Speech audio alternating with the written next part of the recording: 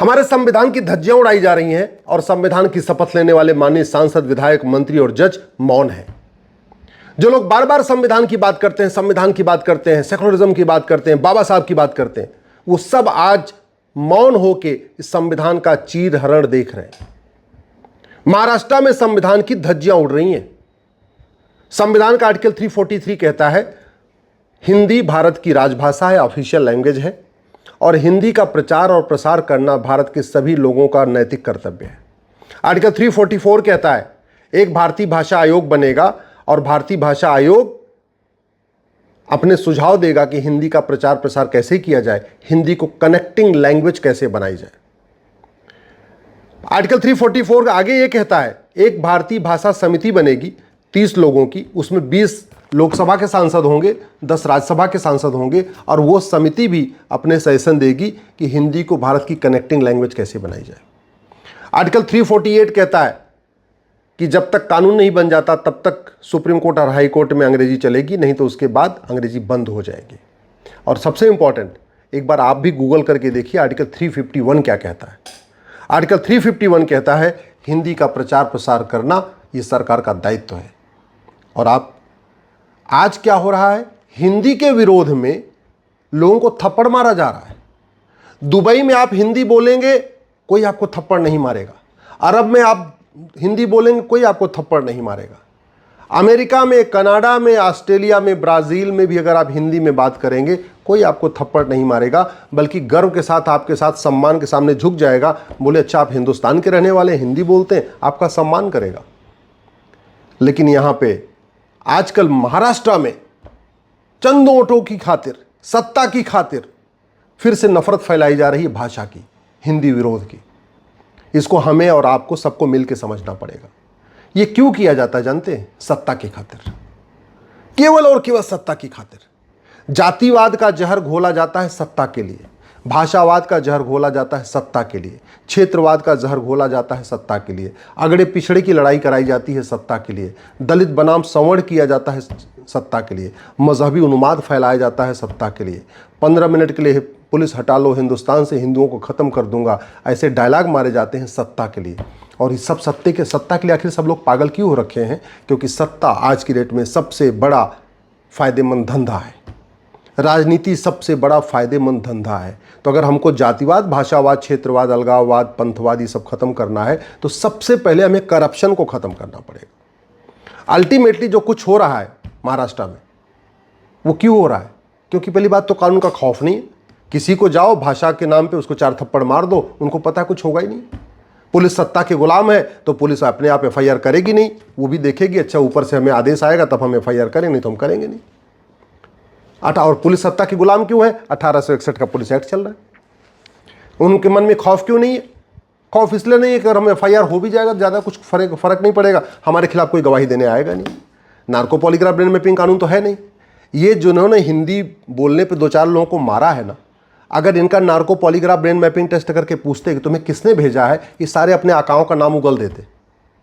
और अगर इनको 10-20 साल सजा का खौफ होता तो दोबारा आकाओं के कहने पे भी किसी को थप्पड़ नहीं मारते। कभी आपने सुना Arab, Dubai, Kuwait, Bahrain, Abu Dhabi में किसी ने हिंदी बोलने पे किसी को थप्पड़ मार दिया हो वहाँ के किसी मुस्लिम ने? हिम्मत नहीं है।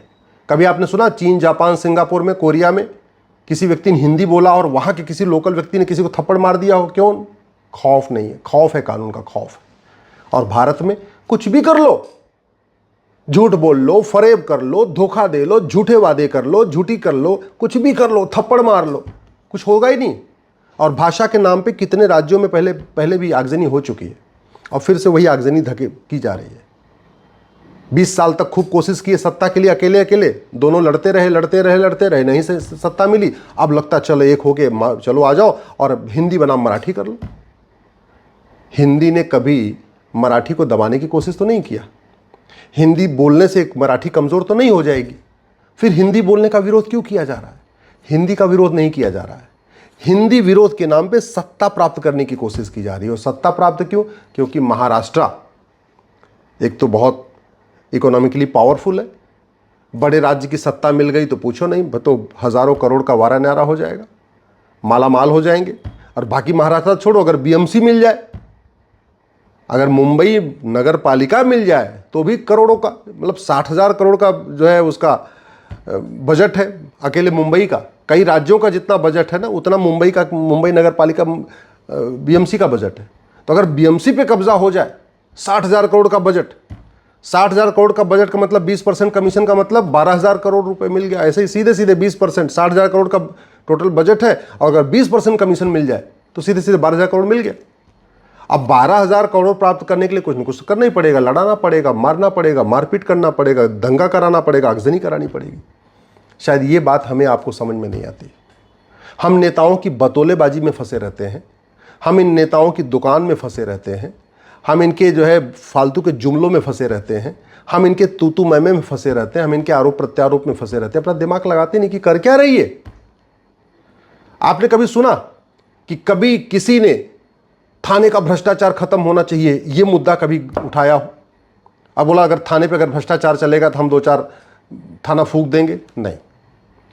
तहसील भ्रष्टाचार का अड्डा बना हुआ, किसी नेता ने, किसी पॉलिटिकल पार्टी ने मुद्दा उठाया कि अगर तहसील में भ्रष्टाचार होगा हम तहसील को आग लगा देंगे, नहीं।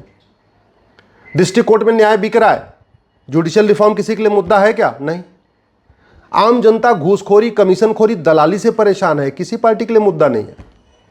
आम जनता मिलावटखोरी, कालाबाजारी से परेशान है, किसी पार्टी के लिए मुद्दा नहीं है। हमारी यंग जनरेशन नशे में बर्बाद हो रही है, लेकिन ड्रग किसी पार्टी के लिए मुद्दा नहीं है। मुद्दा क्या है? हिंदी बोलना मुद्दा है। 1,000 बेटियां लफ्ज़ का शिकार हो रही हैं, लेकिन उनके लिए मुद्दा नहीं है। प्रतिदिन 1,500 हिंदू परिवारों का धर्मांतरण हो रहा है, 10,000 हिंदू का पर डे कम हो रहे हैं, ये मुद्दा नहीं है। 6 करोड़ घुसपैठी आके बैठे हुए हैं, ये मुद्दा नहीं है। 90,000 बच्चे रोज पैदा हो रहे हैं, जनसंख्या विस्फोट हो रहा है, ये मुद्दा नहीं है। न घूसखोरी मुद्दा है, न कमीशनखोरी मुद्दा है, न जमाखोरी मुद्दा है, न मिलावटखोरी मुद्दा है, न कालाबाजारी मुद्दा है, न मुनाफाखोरी मुद्दा है, न नशा तस्करी मुद्दा है, न मानव तस्करी मुद्दा है, न लब जिहाद मुद्दा है, न लैंड जिहाद मुद्दा है, न ड्रग जिहाद मुद्दा है, न धर्मांतरण मुद्दा है, न घुसपैठ मुद्दा है, न जनसंख्या विस्फोट मुद्दा है, न अलगाववाद मुद्दा है, न आतंकवाद मुद्दा है, न माओवाद मुद्दा है, न नक्सलवाद मुद्दा है। मुद्दा क्या है? हिंदी मत बोलो, मराठी बोलो। इससे ज़्यादा संविधान का अपमान कोई कर नहीं सकता। लेकिन संविधान की शपथ लेने वाले सब मौन बैठे हुए हैं, सब बैठे हुए हैं। सबको लगता है अच्छा बोल दूंगा क्या पता मेरी वोट कम हो जाए, बोल दूंगा क्या पता मेरी वोट कम हो जाए। इसलिए मैं कहता हूं जब तक भ्रष्टाचार खत्म नहीं होगा तब तक वोट जीवी, नोट जीवी, सत्ता जीवी, दल गुलाम इस तरीके का जहर घोलते रहेंगे। और भ्रष्टाचार खत्म मैं कहता हूं 1 साल के अंदर खत्म हो जाएगा। 100 रुपए से बड़ी नोट बंद हो जाए, 25% भ्रष्टाचार खत्म हो जाएगा। 5,000 रुपए से महंगे सामान का कैश लेन देन बंद हो जाए, 25% और भ्रष्टाचार, यानी 50% भ्रष्टाचार खत्म हो जाएगा। 50,000 रुपए से महंगी वस्तु या संपत्ति को आधार से लिंक कर दिया जाए, 75% करप्शन खत्म हो जाएगा। और नार्को पॉलीग्राफ ब्रेन मैपिंग कानून बना दिया जाए, भ्रष्टाचारियों की 100% प्रॉपर्टी जब्त करने, नागरिकता खत्म करने और फांसी देने के लिए कानून बना जाए।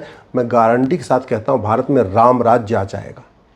कोई मांगने से भी, मांगना तो छोड़िए, देने पे भी पैसा नहीं लेगा। और फिर ऐसे कूड़े कचड़े जो पार्षद और प्रधान बनने के लिए इस तरीके का जहर घोलते हैं ना, ये राजनीति से दूर हो जाएंगे, जाएंगे कहीं चपरासी बन जाएंगे, ठेला लगा लेंगे, कोई और काम कर लेंगे, पॉलिटिक्स में नहीं आएंगे। आप खुद भी सोचिए ना, आखिर क्या कारण है कि पार्षद का कोई वेतन तो है नहीं, प्रधान का कोई वेतन तो है नहीं, फिर पार्षद प्रधान बनते ही जो साइकिल पे चल रहा था वो फॉर्च्यूनर से कैसे घूमने लगता है? सांसद विधायक को कोई बहुत ज्यादा वेतन तो नहीं मिलता, फिर सांसद विधायक बनते ही जो कल तक छोटी सी कार से चल रहा था उसके पास गाड़ियों का काफिला कैसे हो जाता है? जिसके पास छोटा सा मकान था उसके पास फार्म हाउस आ कैसे जाता है? याद रखिए, जितने भी टेंडर होते हैं 20% कमीशन है उसमें। कोई ऐसा डिपार्टमेंट नहीं है जहां 20% से कम कमीशन होता है, चाहे वो हेल्थ डिपार्टमेंट हो, चाहे सड़क डिपार्टमेंट हो, चाहे आपका स्कूल डिपार्टमेंट हो, शिक्षा डिपार्टमेंट, कोई भी डिपार्टमेंट। जब तक आप इसको नहीं समझेंगे और सीधे सीधे आप इसके खिलाफ बोलना नहीं शुरू करेंगे, भ्रष्टाचारियों की प्रॉपर्टी जब्त करने, नागरिकता खत्म करने, उनको फांसी देने के लिए कानून बनाने के लिए आप मांग नहीं करेंगे, तो ऐसे ही कोई भी लुच्चा लफंगा आएगा, भाषा के नाम पे पीटेगा, जाति के नाम पे पीटेगा, क्षेत्र के नाम पे पीटेगा। और अगर आप इन्हीं में उलझे रहे तो कोई पुलिस रिफॉर्म की बात नहीं होगी, जुडिशियल रिफॉर्म की बात नहीं होगी, एडमिनिस्ट्रेटिव रिफॉर्म की बात नहीं होगी, बाकी जो जरूरी काम की बात नहीं होगी। कभी अगड़ा बनाम पिछड़ा, कभी दलित बनाम संवर्ण, कभी फलाने बनाम फलाने, कभी हिंदी बनाम मराठी, कभी हिंदी बनाम कन्नड़। ऐसे ही आपको उलझा के रखा जाएगा और आप इसमें उलझे रहेंगे, आप इसको सुनते रहेंगे तो कभी देश का भला नहीं होगा।